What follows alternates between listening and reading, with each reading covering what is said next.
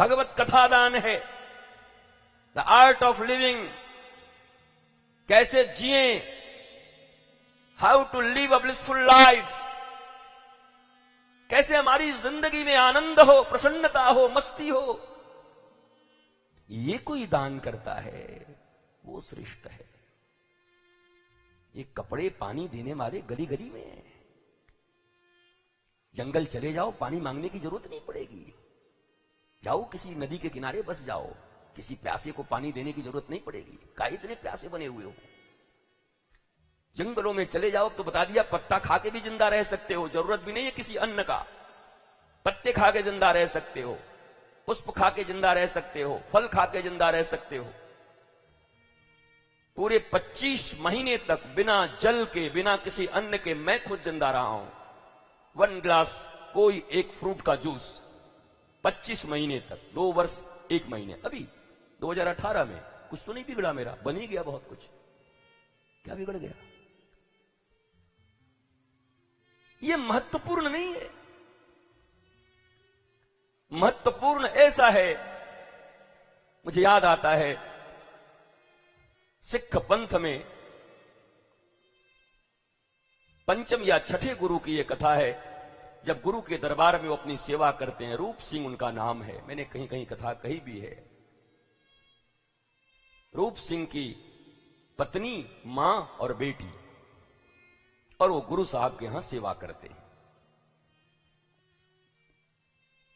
20 साल से सेवा करते, और 20 साल से घर में केवल एक वक्त का अन्न मिलता था, वही बनता था, वही खाते थे 20 साल से। बाद में एक बेटी हुई उनके घर में, छोटी सी लाली गुड़िया, 5 साल की उसकी उम्र थी।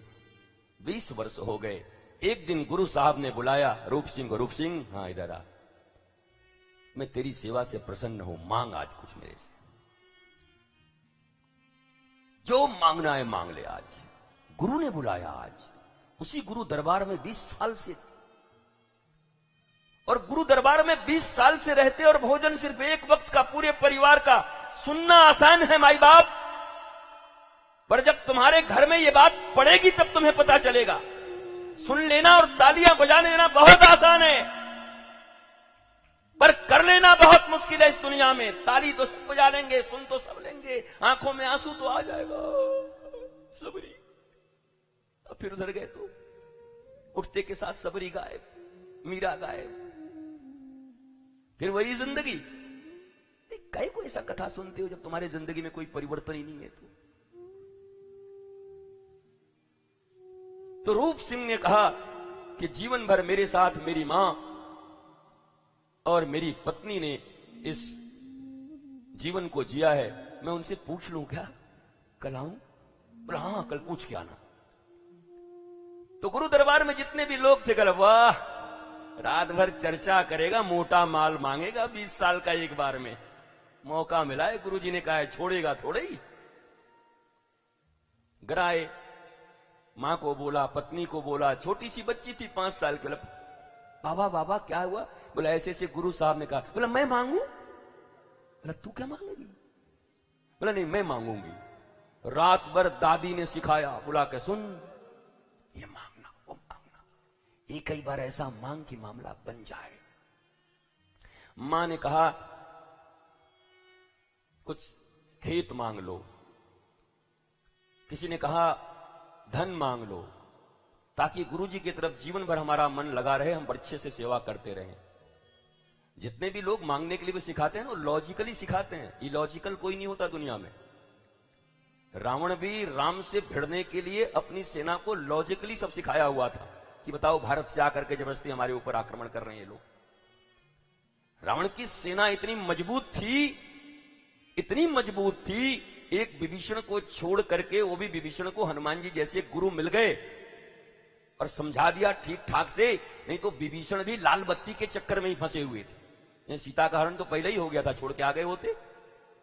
दोनों तरफ मन था, और रावण भी थोड़ा सा लिबर्टी दे के रखा था कि चल चल चल घर में राम नाम लिख ले, कोई बात नहीं, तुलसी लगा ले, पर रहेगा मेरे ही पास।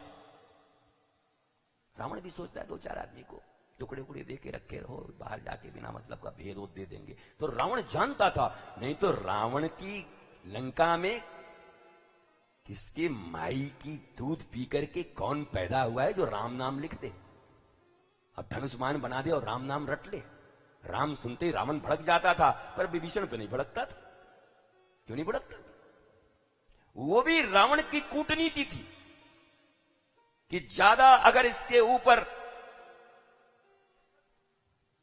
कड़ाई करूंगा तो ये भाग जाएगा, भाग के कहीं ना कहीं हमारे इधर उधर कर देगा मामला। और विभीषण भी सोचते थे, भैया चाहे जितने भी बुरे हों, लाख दुनिया में कोई कुछ कहे, पर हमको कहां रोकते हैं। देखिए हमको तो तुलसी लगाने दिए ना, हम तो राम राम करते